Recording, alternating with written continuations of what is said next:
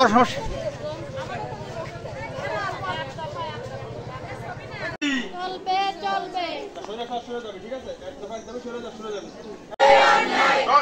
বন্যায় আমার সোনার বাংলা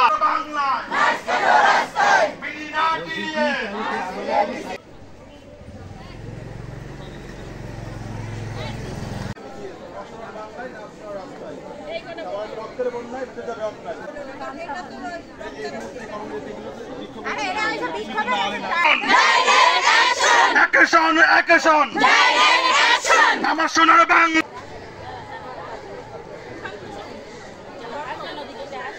হ্যাঁ ঠিক আছে। এক দফা এক দাবি, এক দফা এক দাবি, বিএনএমসি সকল পদে, বিডিএমের সকল পদে, এক দফা এক দাবি, আমার সোনার বাংলায় রক্তের বন্যায়, আমার সোনার বাংলায় এক দফা এক দাবি, এক দফা এক দাবি। আমাদের দাবি দাবা অতি শীঘ্রই মেনে নেন, তাহলে আমাদের এই যে কর্মবিরতির যে দফা চলতেছে এটা চলতেই থাকবে। আমরা চাই না যে কোনো রুগীর ভোগান্তি হোক।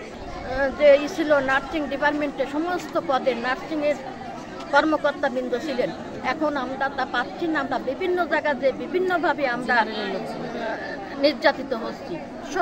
11 জন নার্সের ভিতর আমরা 65-66 জন নার্স নিয়ে আমরা এই 300, 350, 400 রোগীর সেবা দিই। আমরা কি সেবা দিতে পারি? আমাদের প্রতিটা মেয়ে অসুস্থ হয়ে যাচ্ছে।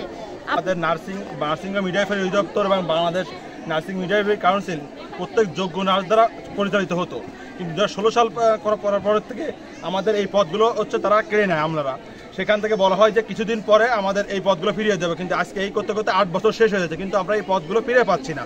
সেই দাবি থেকে আমাদের 9 তারিখ থেকে আন্দোলন চলমান। এবার পরিপ্রেক্ষিতে কালকে ছিল প্রতীকী কর্মবিরতি এবং আজকে 3 ঘন্টা এবং কালকে এবং 5 ঘন্টা কর্মবিরতি। আমাদের এই কর্মবিরতি চলতে থাকবে যতক্ষণ পর্যন্ত আমাদের দাবি আদায় না হবে। এক দফা এক দাবি মানতেই হবে, না হলে আমরা ছাত্র নার্সরা রাস্তায় আন্দোলন চলতেই থাকবে। আমাদের এই যৌক্তিক দাবি যতক্ষণ না মানা হবে ততক্ষণ আমাদের এই আন্দোলন চলতে থাকবে।